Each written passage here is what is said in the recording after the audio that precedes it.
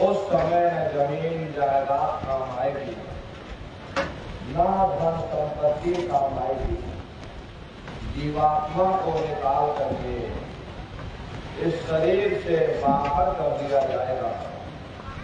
ये शरीर हमारा आत्मा यही जमीन पर गिर पड़ेगा, क्योंकि जीवात्मा के निकल जाने के बाद में ये शरीर सिर्फ एक माटी का टुकड़ा है, उससे ज्यादा कुछ नहीं।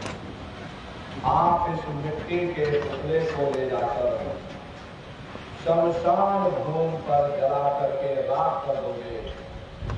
हमारा आपका नाम, हमारी आपकी जात और बिरादरी, हमारी आपकी शानो शौकत उसी शमशान भूमि पर जल करके राख हो जाएगी।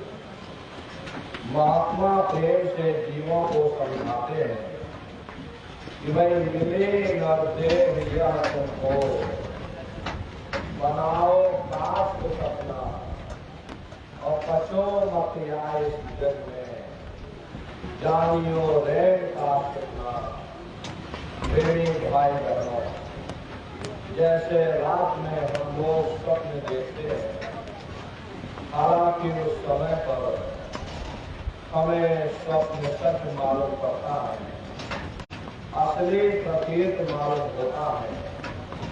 लेकिन जब हम सुबह उठते हैं, जब हमारी आंखें खुलती हैं, तब हमें होश आता नहीं भाई हम तो स्वप्न देख रहे थे, ये सब भ्रम है।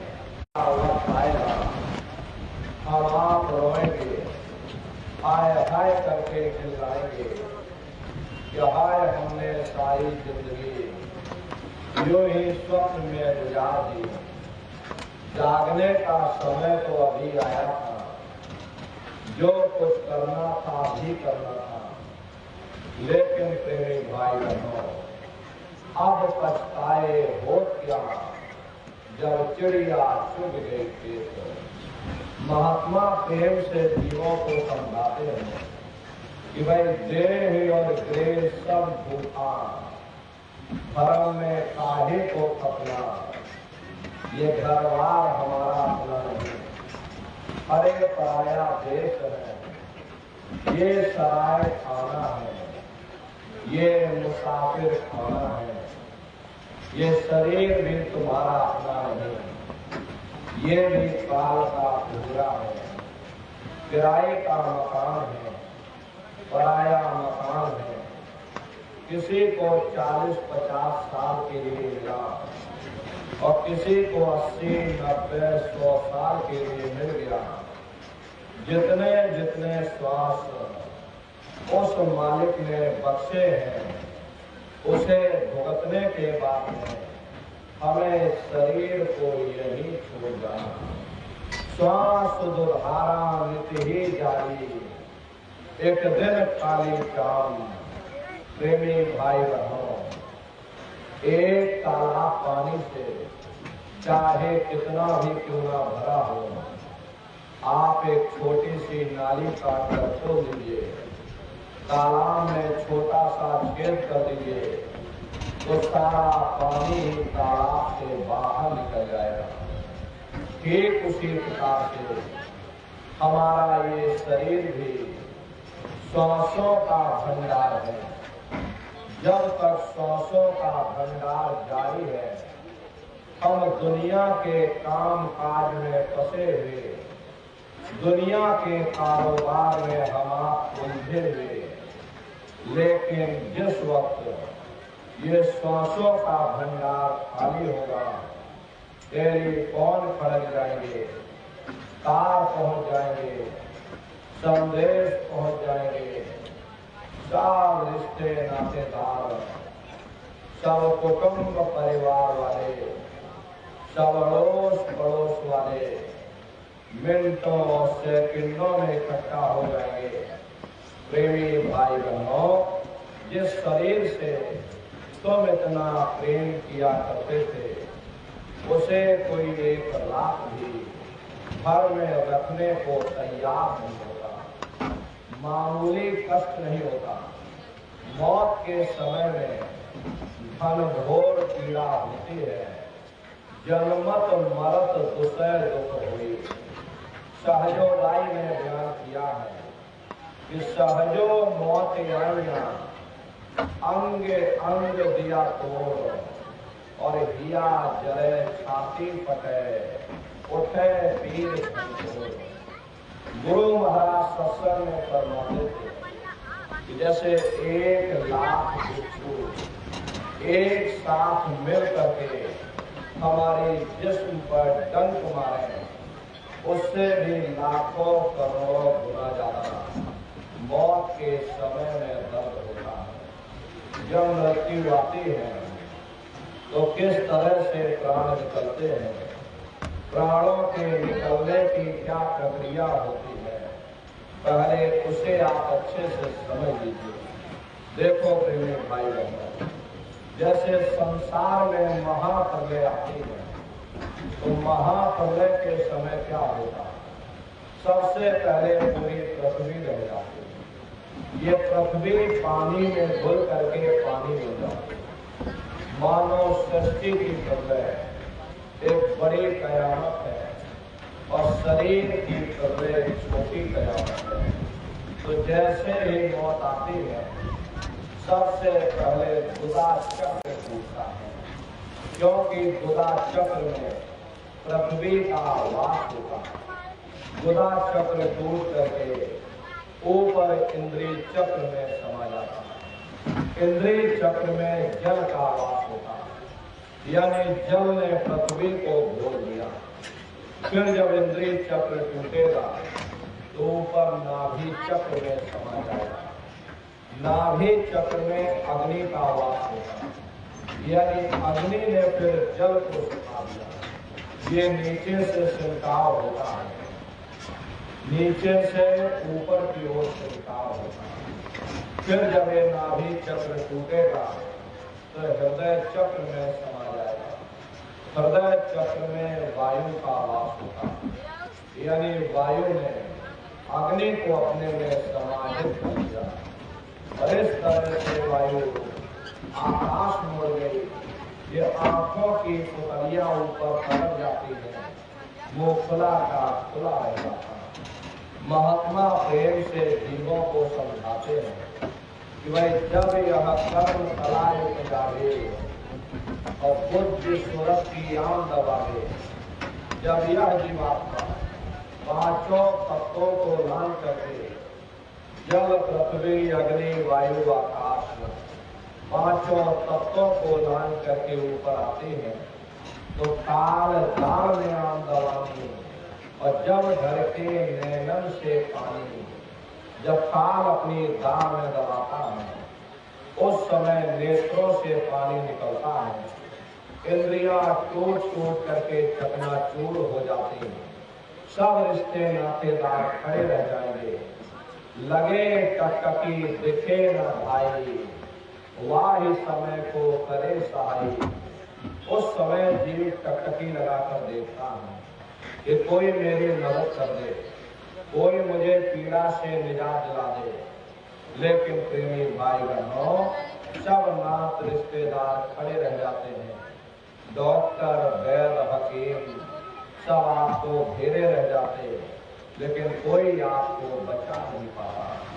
यमदूत आते हैं, प्राणों की डोरी को तोड़ देते और जीवात्मा को खींच करके इस शरीर से बाहर कर दिया जाता है।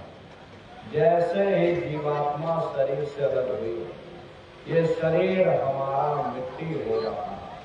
फिर इस मिट्टी को एक रात अपने घर में कोई रखने को तैयार नहीं होता। अरे आपके जितने भी सगे संबंधी क्यों ना हो, खास नात रिश्तेदार क्यों ना हो, लेकिन एक रात कोई घर में मिट्टी रखने के लिए तैयार नहीं होता।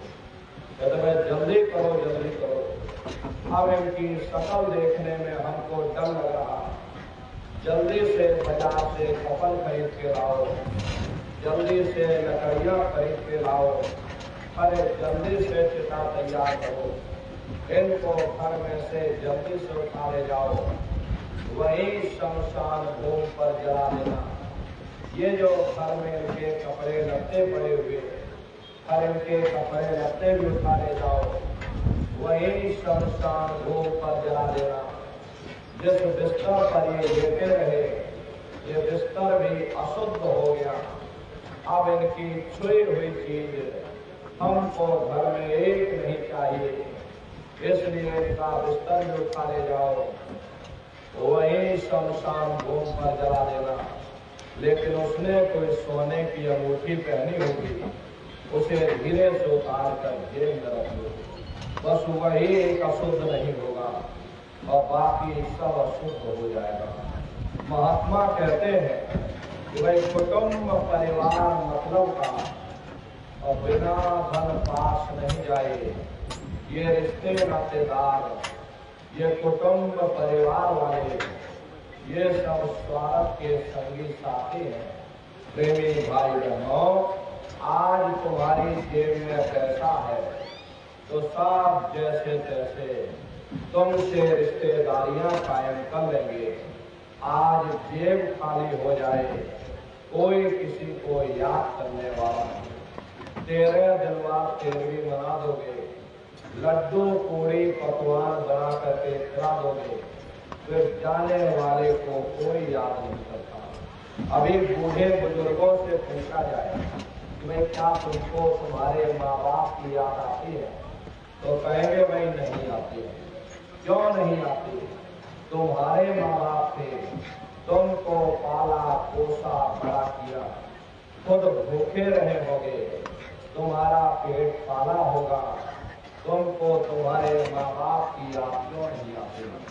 क्योंकि तुम्हारे सामने तुम्हारे लड़के बच्चे हो गए, तुम्हारे नाती पोता पंती और सती हो गए, इसलिए तुम अपने माँ बाप की यादों को धीरे धीरे भूल गए और नई यादों में धीरे धीरे बच गए। ऐसे ही प्रेमी भाई बहनों, एक दिन सब तुमको भी भूल जाएंगे, कोई किसी को याद करने वाला नहीं। ये कहानी तो शमशान भूमि पर समाप्त हो गई।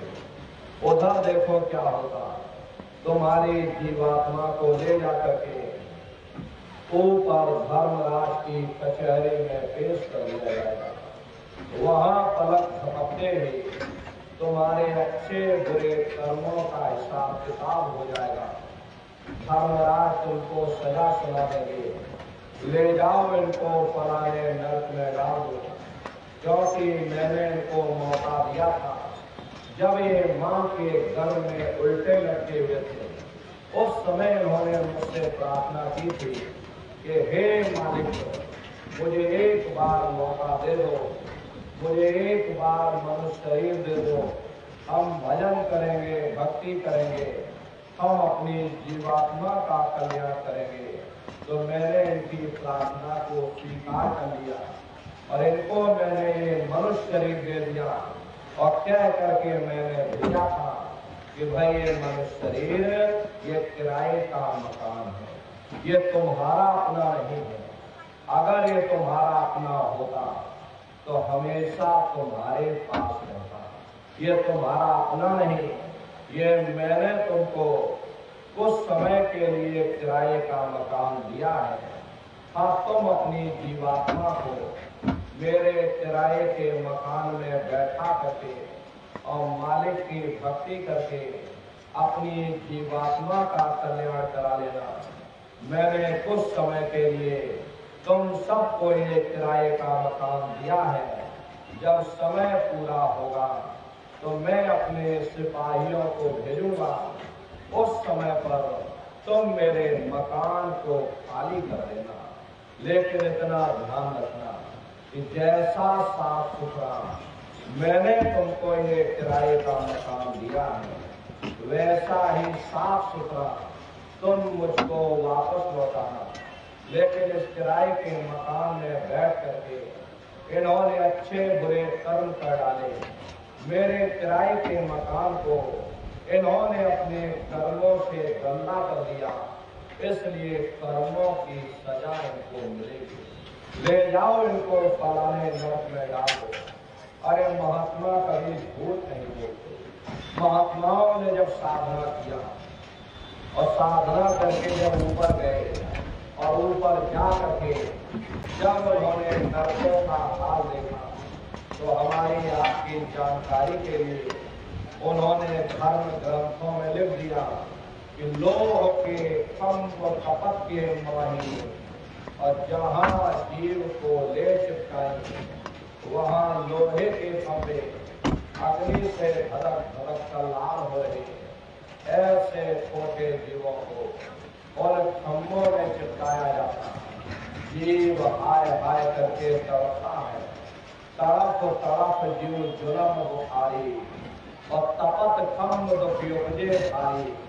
असहनीय वेदना होती है, असहनीय दुख दर्द होता। जीव वहाँ रोता और चिल्लाता रहता। वहाँ कोई तुम्हारी पुकार सुनने वाला नहीं, कोई तुम्हारी दर्द भरी आवाज को सुनने वाला नहीं। अरे नारियों, ये दुर्दशा क्यों हो गई? क्योंकि हम लोग मनमुखी हो गए, मन के कहे पर चलने लगे, मन के कहे पर चल करके अच्छे और बुरे कर्म करने लगे। कर्मों का ये नतीजा अंबार के अंबार हमने अपने सिर पर ला लिए। आज भी कर्मों का भोग पाए। हरे महात्मा कहते हैं कि भाई नर की अनेक और हैं, कहलग कहो बकान दुख भोगते यह जीव जो जाने जो भोग समान। यदि एक नरक नहीं, ऐसे वहाँ अनेकों अनेक नरक बने। अलग अलग छोटे पाप कर्मों के वहाँ पर अलग अलग नरक बने। ये जीव अपने अपने कर्म के अनुसार अनंतों अनंत युगों तक, वर्षों की बात नहीं कर रहे, अनंतों अनंत युगों तक जीव नरकों की यातनाएं भोगता रहता। और नरकों की यातनाएं भोगने के बाद में इसे जीवात्मा को सीधे मनुष्य शरीर नहीं दिया जाता। ये कोई मामूली योजना नहीं है। चार खान का मतलब होता है अंडज पिंडज उपमज स्थावर। ये चार खाने होती है। पहली श्रेणी तो इन पेड़ पौधों की होती है जिनके अंदर पानी का तत्व मौजूद होता है। कभी ये भी मनुष्य हुआ करते थे, लेकिन आज अपने कर्मों का भोग पा रहे एक जगह पर बेचारे खड़े हुए। दूसरी श्रेणी कीड़े मकोड़ों की आती है जिनके अंदर पृथ्वी और अग्नि का तत्व मौजूद होता है। तीसरी श्रेणी पंछियों की आती है। चौथी चौपाए जानवरों की आती है और पांचवी स्वयं इंसान की आती है जिसके अंदर पांचों तत्व जल पृथ्वी अग्नि वायु आकाश पांचों तत्व मौजूद होते। प्रेमी भाई बहनों, ये चार खाने हैं। इनकी अलग अलग कुल 84 लाख योनियां होती हैं। अब आप पेड़ पौधों को देखिए तो ये आम का पेड़ अलग है, पीपल का पेड़ अलग है, नीम का पेड़ अलग है। ऐसे ही अलग अलग प्रजातियों के कीड़े मकोड़े, अलग अलग प्रजातियों के पशु पंछी, कुल मिलाकर के 84 लाख योनियां। हम दुनिया के जीव नरकों की यातनाएं भोगने के बाद में इन्हीं 84 लाख योनियों में डाल दिए जाते। मामूली कष्ट नहीं होता। हमको आपको गर्मी लग गई तो हम लोग छाया में आ गए, सर्दी लग गई कंबल रजाई हो गया, भूख लग गई रोटी खा ली, बीमार हो गए अस्पतालों में चले गए, अपना अपना इलाज करवा लिया। लेकिन देखो इन जानवरों को, क्या गर्मी, क्या सर्दी, क्या बरसात, एक एक रोटी के टुकड़े के लिए बेचारे दर बदर भटकते रहते।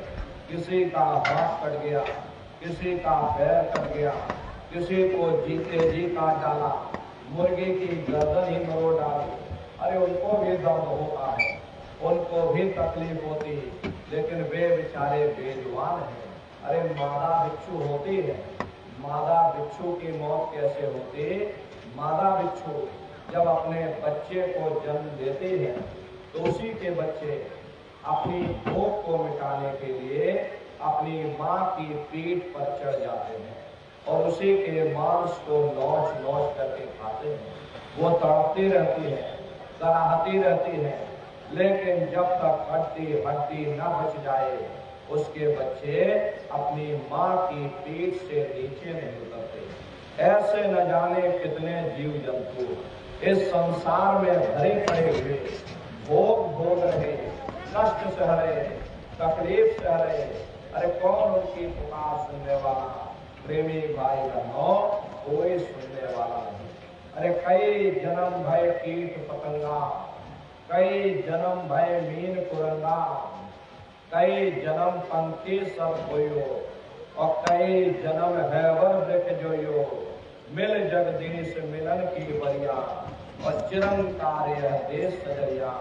करोड़ों करोड़ युगों से नरकों की यातनाएं भोगने के बाद में फिर हम लोगों को भी इन्हीं कीड़े पतंगों की योनि में, पेड़ पौधों की योनि में और पशु और पंछियों की योनि में डाल दिया जाता। प्रेमी भाई बहनों, 84 लाख योनियों की सबसे जो आखिरी योनि होती है वो गाय और बैल की योनि होती है। गाय स्त्री का रूप लेती है और बैल पुरुष का रूप लेती है। ये 84 लाख योनियों की सबसे आखिरी योनि यानी कि अंतिम पायदान होता है। उसके बाद तब जाकर के हम लोगों को दोबारा फिर से मनुष्य शरीर प्राप्त होगा। इसीलिए कहा गया बड़े भाग्य मानुष कर पाया और कोट जन्म जो भट्टा पाया, कोटान कोट जन्म जन्मांतरों में अलग अलग योनियों में भटकने के बाद में तब बड़े सौभाग्य से हम लोगों को ये मनुष्य शरीर प्राप्त हुआ। बड़े से बड़े देवी देवता भी इस मनुष्य शरीर को पाने के लिए तरसते हैं, क्योंकि प्रेमी भाई बहनों, उन नरकों से, उन 84 से निकलने का केवल एक ही दरवाजा है, वह केवल मनुष्य का शरीर है। इसी मनुष्य रूपी मंदिर में बैठ करके हम उस परमात्मा की भक्ति कर सकते। इसीलिए संतों महात्माओं ने इस पंच भौतिक शरीर को सच्चा हरि मंदिर कहकर याद किया कि हरि मंदिर यह शरीर है और ज्ञान रतन प्रकट हुए ये असली हरि मंदिर है। जब भी वो मालिक मिलेगा इसी हरि मंदिर के अंदर मिलेगा। इसी पंच भौतिक शरीर को ईसा मसीह साहब ने टेम्पल ऑफ लिविंग गॉड यानी जिंदा ईश्वर का मंदिर कहा। इसी पंच भौतिक शरीर को मुसलमान फकीरों ने कुदरती काबा कहकर याद किया। ये असली कुदरती काबा है। उस मालिक का दर्शन जब भी होगा इसी कुदरती काबे के अंदर जाकर होगा। इसी पंच भौतिक शरीर को गुरु नानक साहब ने नर नारायणी देह कहकर याद किया। ये वो देह है जिसमें नारायण स्वयं विराजमान है। वो नारायण जब भी मिलेंगे तुम्हें तुम्हारे अंदर मिलेंगे। यही कबीर साहब ने लिखा है कि जो तिल माही तेल है, जो चकमक में आग और तेरा साईं तुझ में और जाग सके तो जाग। जिस तरह से तिल में तेल होता है, पत्थर में अग्नि होती है, ठीक उसी तरह से वो मालिक हरेक के घट घट में, हरेक के वजूद के अंदर बैठा हुआ है। यही आपकी धर्म पुस्तकों में भी लिखा है, अरे मोको का धोरे रे बंदे, मैं तो तेरे पास में और ना तीरथ में ना मूरत में मैं तो हूँ विश्वास। ना मैं तीरथ में मिलूंगा, ना मैं मूरत में मिलूंगा, ना मैं अन्य किसी कर्म कांड में मिलूंगा, ना मैं ग्रंथों में मिलूंगा, ना मैं पोथियों में मिलूंगा, ना मैं किताबों में मिलूंगा। चाहे सारी उम्र बैठ करके तुम अखंड रामायण पढ़ते रहो, मैं जब भी मिलूंगा तो मैं तुम्हारे अंदर मिलूंगा। प्रेमी भाई बहनों, बड़ी सीधी सी बात है। ये अगर खाना बनाने की किताब सारी उम्र बैठ करके पढ़ते रहोगे कि खाना ऐसे बनता है और खाना वैसे बनता है, खाने में नमक डाला जाता और खाने में तेल डाला जाता, तो कभी तुम्हारा पेट नहीं भर सकता। जब तक आप खाना बनाओगे नहीं, उसे खाओगे नहीं, कभी तुम्हारा पेट नहीं भर सकता। हम वेदों की निंदा नहीं करते, हम ग्रंथों की निंदा नहीं करते, हम गीता पुराण बाइबल की निंदा नहीं करते। अरे वेद शास्त्र गीता पुराण बाइबल कहती है कि भाई मनुष्य के अंदर अंड खंड ब्रह्मांड है, स्वयं वो परमात्मा इसके अंदर बैठा हुआ। चलो अंदर चलो, अंदर चल करके उस परमात्मा का दर्शन दीदार करो। अब सवाल ये उठता भाई आखिर हम अपने अंदर जा करके उस परमात्मा का दर्शन कैसे करेंगे? तो इसके लिए संतों महात्माओं ने केवल 3 साधन बताए। साधन 3 सारे ने और साधन सब होते मान। इस कलयुग में उस मालिक को पाने के लिए महात्माओं ने केवल 3 साधना बताई। पहला है सुमरन, दूसरा है ध्यान और तीसरा है भजन। सुमरन कहते हैं मालिक को याद करना, ध्यान कहते हैं दृष्टि को एकाग्र करना और भजन कहते हैं कान में उंगली डाल करके उस शब्द को सुनना, उस नाम को सुनना, उस देववाणी आकाशवाणी को सुनना जो 24 घंटे तुम्हारे अंदर जुड़ रहे। प्रेमी भाई बहनों, ये सुरत शब्द नाम योग की साधना। संतों का जो इतिहास है, संतों के इतिहास में सबसे पहले कवि साहब आए जिन्होंने सुरत नाम योग की साधना जारी की। उसके बाद गुरु नानक साहब आए। गुरु नानक साहब ने भी सुरत शब्द नाम योग की साधना जारी की।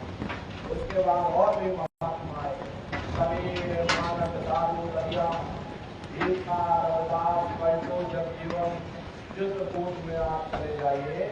गोस्वामी जी महाराज जिन्होंने रामचरितमानस बनाई, उन्होंने भी सुरत शब्द नाम योग की साधना जारी की।